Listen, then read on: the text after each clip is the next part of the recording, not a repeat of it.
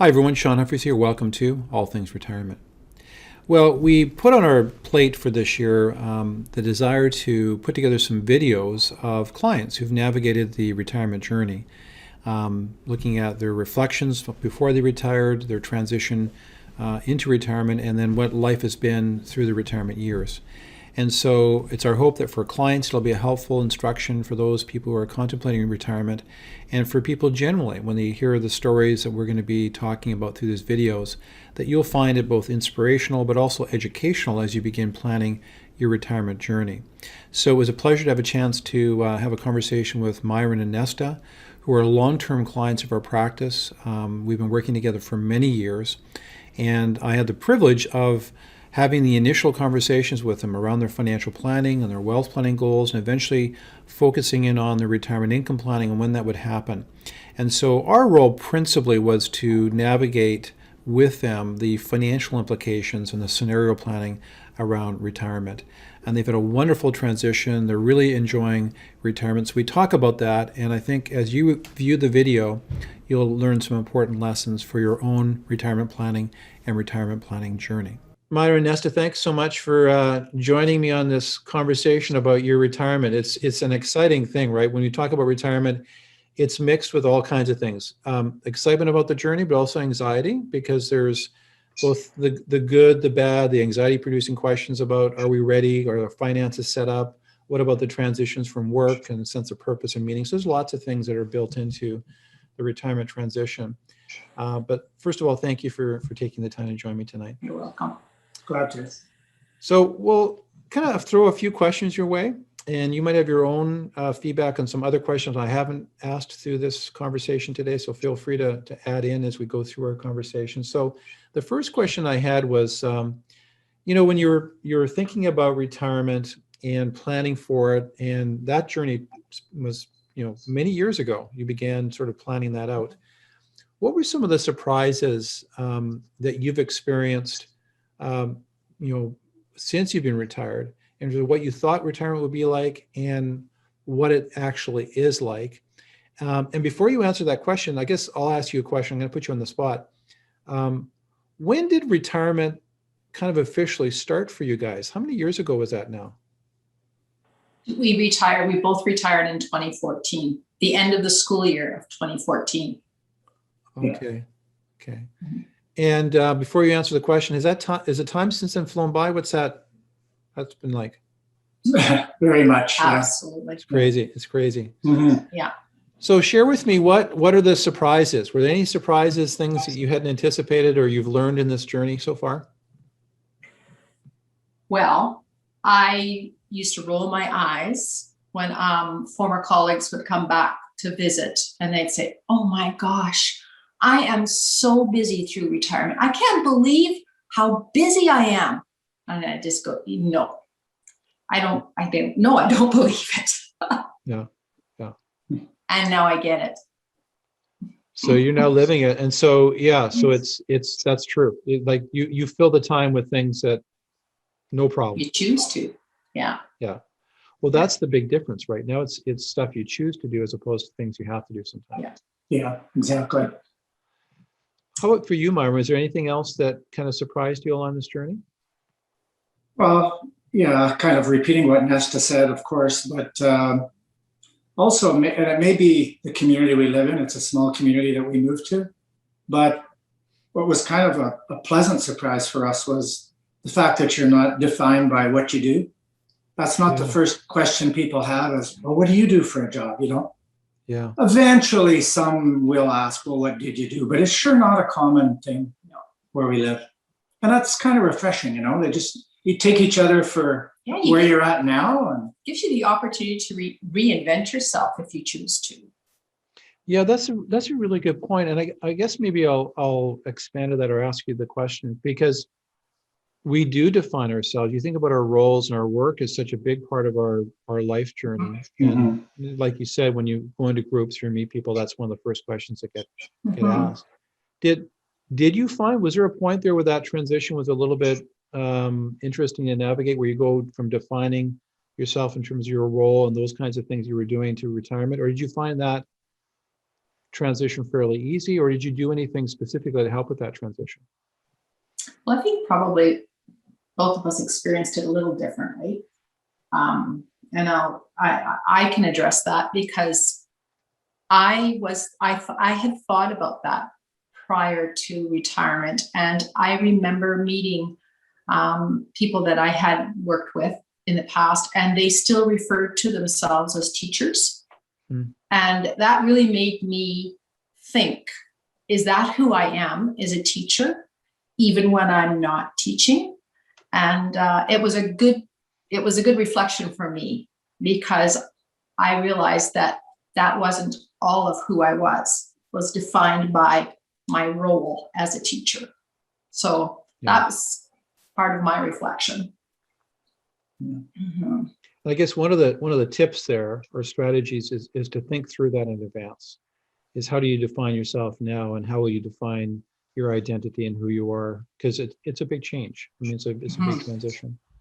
Well, and it evolves. I mean, I think I had a little more difficult time when I first retired because, well, as most people, you're kind of on the treadmill, and then all of a sudden the brakes slam on. I had some work on a house that we built the first winter, so that helped.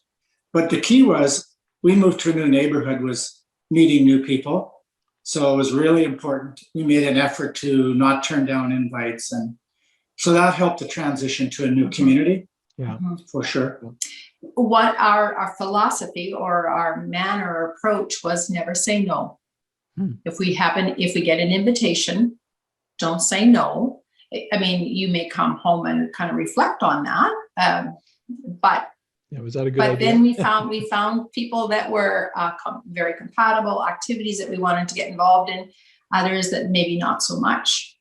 For example, myself, I've always had an interest in art and creativity, and I just thought, oh man, here I go. I've got all kinds of time to create and get involved in the arts here. And they see you coming, right?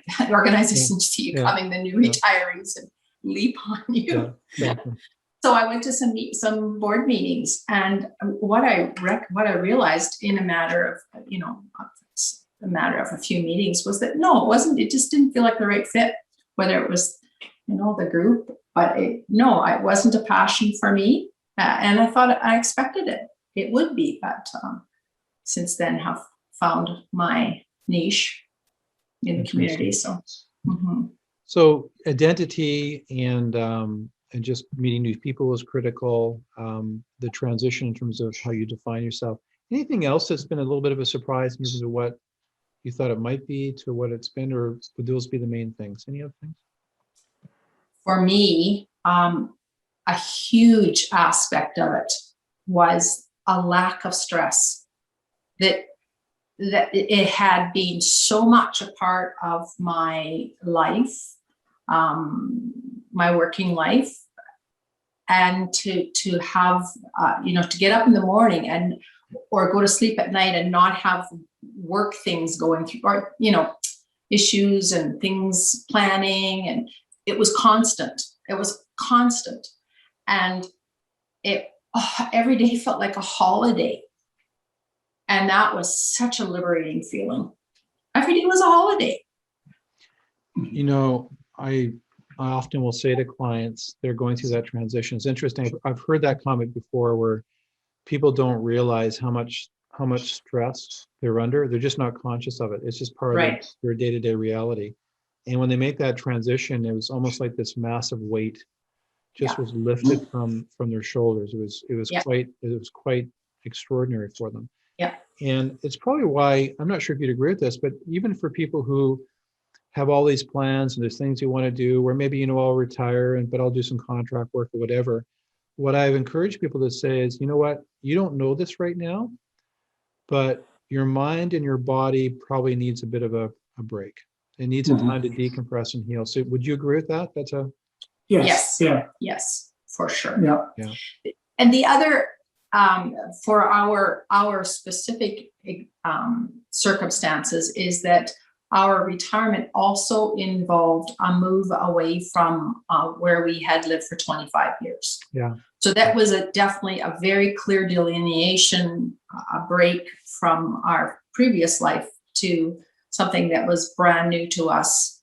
And I think it allowed us to spend more time thinking about what we wanted to do. We weren't able to kind of lapse back into same social circles, same friends, same activities, same thing that we had been doing for so long, minus work.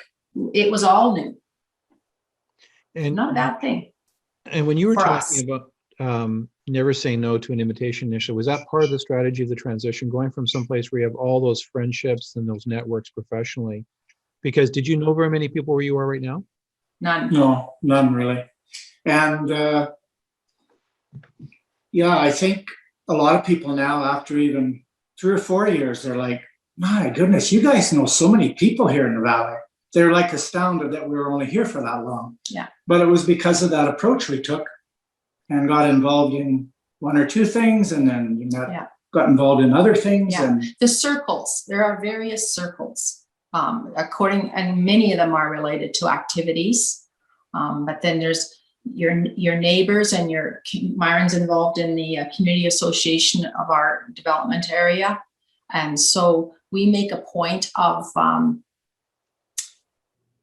speaking, COVID times, right? Of speaking to people on the street. Lots and lots of new comers have moved into the area, and they haven't had the same opportunity that we did, in that there's no social things going on.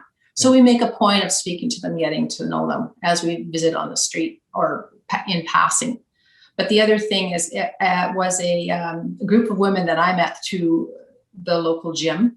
And one of the women, many years older than 20 years older than I, said she always made a point of welcoming new people and inviting them to go for coffee.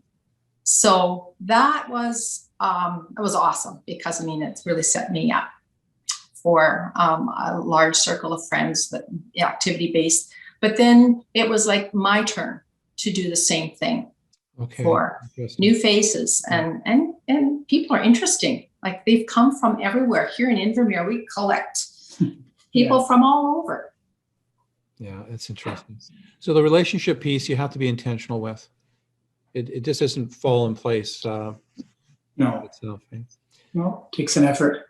Now, share with me, Invermere, and you've got a beautiful home, but can you share with me the evolution from Winnipeg, and how you came to the decision to move to that location, and sort of your planning process around coming to those decisions?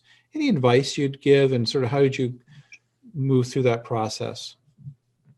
Well, we used to holiday out in this valley in the summer with groups of friends, and we would kind of tease each other about, wow, wouldn't it be something to live here?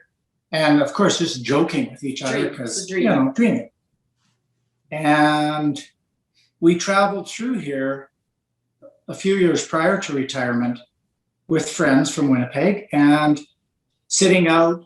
And after spending a couple of days in this area, one of our friends said, man, you guys really like this area, don't you? And that kind of triggered something for us for further discussion. We always say it was a 17-hour drive back to Winnipeg, and a few hours into it, Myron said to me, what would you think of retiring to Invermere? It's like, oh my gosh. So there it is. There's the possibility, which I immediately said, I don't think so. I couldn't leave my friends, all my friends, and we were still working, and it didn't take very long to come around to it. The other very critical factor in that is that neither one of our children live in Winnipeg, or they moved away from Winnipeg. Yeah. So we were always traveling west to see them, because we were more flexible in terms of our holidays. Huge part of the decision, yes. Yeah. Didn't want to be on their doorstep, but they're much closer. So when you think about your retirement journey, it sounds like a lot's gone well. This has been it sounds like a great transition in many ways, but is there anything that you do differently? That was a tough question. Yeah, we had a hard time finding an answer, but no, not really. Like in so many ways, we're very happy with the planning that went into retirement. Yeah. So when it comes to your day-to-day or year-to-year, what do you enjoy most about retirement? I think you've alluded to a few of these things already, but what do you enjoy most about your retirement journey or experience? What, other than feeling like every day's a holiday? A flexibility. The flexibility and the freedom to travel. The flexibility and the freedom to support our kids and grandchild. Yeah, and kind of you can pick and choose what activities and groups you want to be involved in. Schedule your own time as you wish. And sometimes, as Nesta said, she tried a certain activity and no, it didn't work. I tried a ski host. I like downhill skiing, but I did it for a winter and it's like, no, I just want to go ski when I want to ski. And so that's kind of the beauty of it. You know, it's not like employment where, well, you kind of have to do certain things and that's the expectation. But yeah, the choices are yeah. Really what makes it. Now, the whole journey to retirement, one of the things I think is really important is health. And this is always a dangerous area to kind of move into because we all have different definitions about what health is and health practices. But there's no doubt that a certain level of intentionality before and during retirement years around health is, I think, important. And you guys have been always, very active. You just alluded to this, Myron, with your skiing and activity. You like the outdoors, hence why you're in the area that you're in. Do you have any advice in that area? You guys have been very intentional. Any things that you have found helpful? Was it maybe accountability to each other in terms of health, or is it just something that comes naturally? Any ideas or pointers you'd give to people around that area? Yeah, for sure. I think we're always very supportive of each other. Like if one of us has any kind of a health issue, and maybe that person needs to change their diet a bit to improve their situation, we're always very much supportive of each other and encouraging.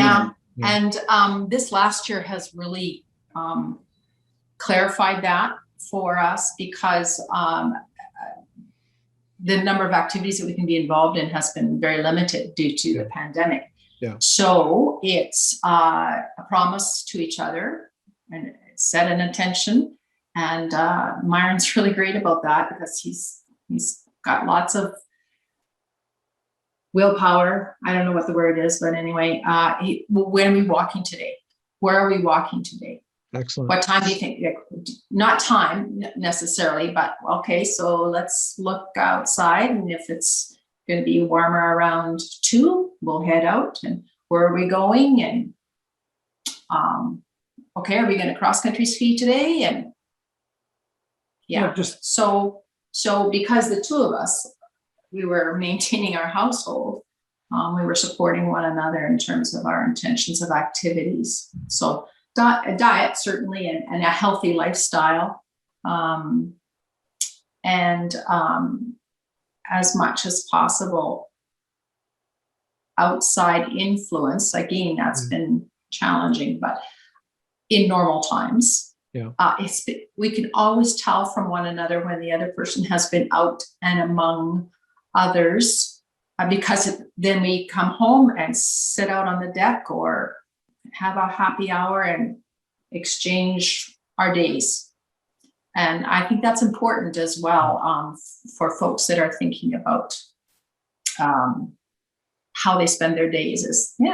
Days separately doing your own thing is really important too. Well, and I think people talked about retirement and they're like, well, you can't retire the same year. Well, you can, but you have to keep those things in mind and have your own space and your own groups to be involved with. And I think you're right. It's a bit of a dance or negotiation or trying to figure out this new relationship that goes from a working couple or working relationship to a transition to retirement, new routines. But it's more communication and just working it out.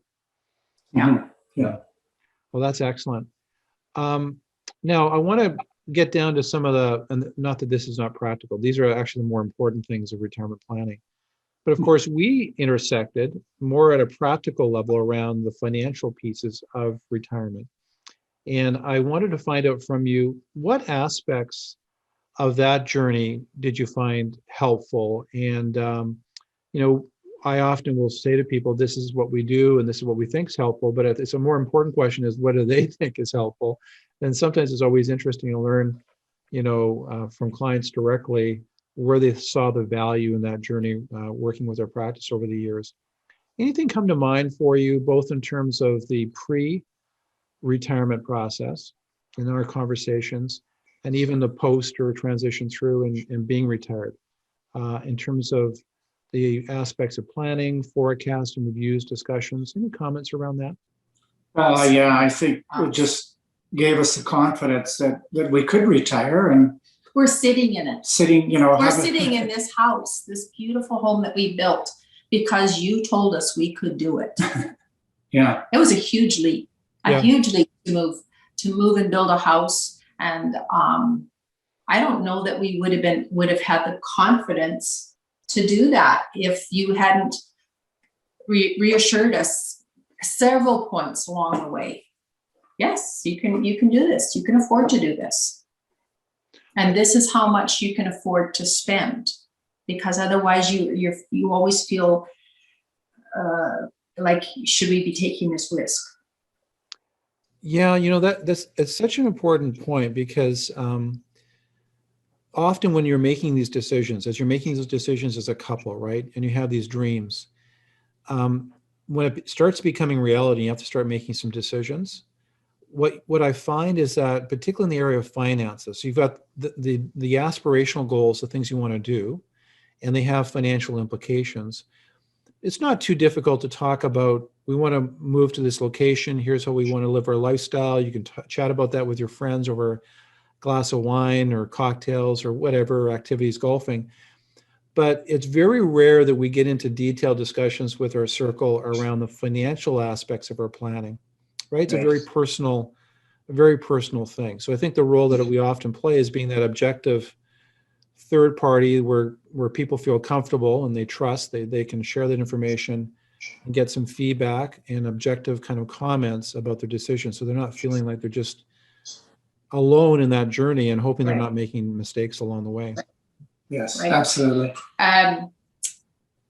What I think Myron and I often refer to, not so much now that we're well into it, but at the time we had another acquaintances, another couple that we spent lots of socialized a lot with, and they had a business and they sold their business for a lot of money, but they remained extremely anxious about spending anything because they didn't know. They didn't know if they were set, like how they, and he did a little investing on his own, very not very knowledgeably, and then the stocks went down, and oh my gosh, and so we wouldn't say much because the word that comes to mind is smug. That doesn't sound very. But we were very confident and comfortable in our decisions because we had a plan. Because of the education that you provided and the forecasting. I think the forecasting was huge all the way along. It still continues to be. Yeah, you provide those graphics and visuals, and then every conversation that we have with you is an education about in the present time. This is what's happening. This is why it's happening. This is what we're predicting. And that's been so helpful. And I think Myron will probably talk about the whole taxation thing too. Well, yeah. Maybe you can segue to that because that might be a practical application of the kinds of discussions that we had and have to this day. So, I mean, that's just another service that Asante has provided, and yourself is. With regard to investment, I mean, most people can choose their investments, but really they have no idea the impact on taxation. And that's huge in our mind because, it's what you end up with, not what you gross. So All those decisions are very important, and the general public they don't have the knowledge or access to that. Access to the tools that you use. Yeah. Like you have always had kind of up to the minute tools that are helpful in terms of both planning, showing us, tweaking, and I don't think the ordinary person has any idea of how helpful that can be. Yeah, I mean, some of the applications out there, they're spreadsheets on steroids, but somebody hasn't gone through it. They don't understand the power of pulling all those pieces together in one cohesive forecast. One of the things that I think your story really powerfully illustrates is a study that Vanguard actually did. So Vanguard US teamed up with another consulting company called Morningstar. And they looked back through their client base over a number of years.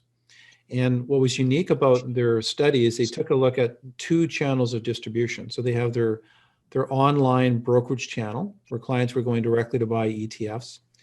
And then they had what was called an advisor channel. And that channel, the client families were not going directly to Vanguard. The advisors were going to Vanguard and acquiring investments for the portfolio. And then they were coaching their clients, providing various services. So not just investments, but retirement planning and basically behavioral or financial coaching.